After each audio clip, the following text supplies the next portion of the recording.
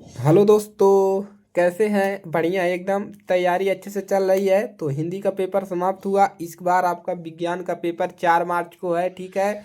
तो आपको अच्छे से तैयारी करना है और पेपर में गर्दा उड़ाकर आना है, ठीक है। तो इस गर्दा कैसे उड़ेगा? जब आपके पूरे सिलेबस आपका कंप्लीट रहेगा। हम बार बार कह रहे हैं आपको, आप अपना नोट्स पढ़िए। अगर आप नोट्स पढ़ लिए तो 80% कोई नहीं रोक सकता, ठीक है। तो नोट्स पे ज़्यादा आप लोग ध्यान दीजिए, ध्यान दे नहीं रहे हैं तो नोट्स वगैरह आप लोग ज़्यादा पढ़िए, ठीक है। क्वेश्चन के चक्कर में मत रहिए। क्वेश्चन तो एक दो पूछेगा, लेकिन परिभाषाएं, आप परिभाषा ही आपको 80% के ऊपर ले जा सकता है, ठीक है। चलिए अब बात करते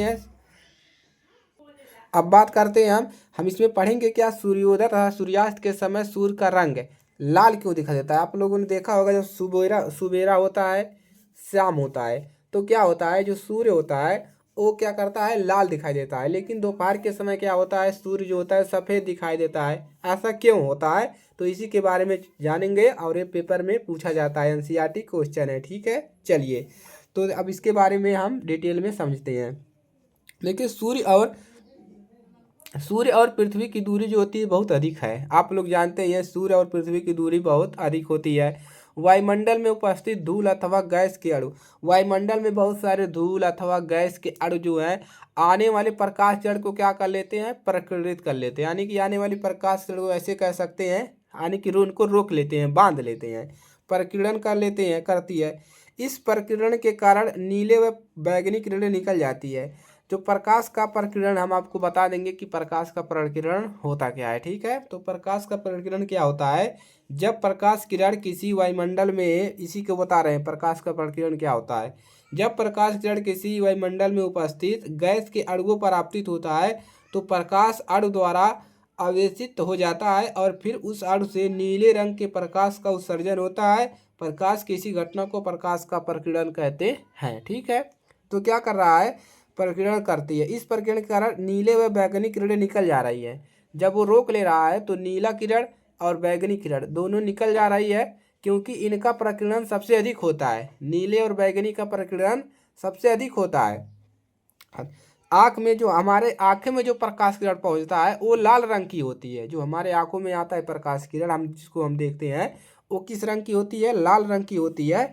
जिससे सूर्योदय और सूर्यास्त के समय समय का रंग लाल दिखाई देता है। तो क्यों दिखाई देता है? तो आप लोग को सीधा सीधा बताना है कि जब, अब क्या बताएंगे कि जो गैस के अणु होते हैं वायुमंडल में, वो क्या करते हैं, प्रकाश प्रकीर्णन कर लेते हैं, नीले और बैंगनी किरण वहाँ से निकल जाती है। तभी क्या होता है, हमारे आंखों तक लाल रंग आता है, जिससे हम क्या करते हैं, जिससे वो क्या होता है, सूर्योदय और सूर्यास्त के समय सूर्य का रंग लाल दिखाई देता है, ठीक है। तो कौन सा किरण निकल रहा है, यानी कि नीला और बैंगनी किरणें निकल जा रही है पहले ही। इसीलिए हमको क्या होता है, जो सुबेरे और शाम के समय सूर्य लाल दिखाई देता है, ठीक है। लेकिन जब सूर्य हमारे सिर के ऊपर है, लेकिन ये भी होता है कि जब हमारे सूर्य जो होता है हमारे सिर के ऊपर होता है, तब क्यों नहीं लाल दिखाई देता है? तो इसके बारे में जानते हैं। सिर के जब ऊपर होता है तो प्रकाश का प्रकीर्णन दूरी कम होने के कारण, जब सिर हमारे सूर्य सिर के ऊपर होता है तो प्रकीर्णन दूरी जो होता है वो कम हो जाता है, ठीक है।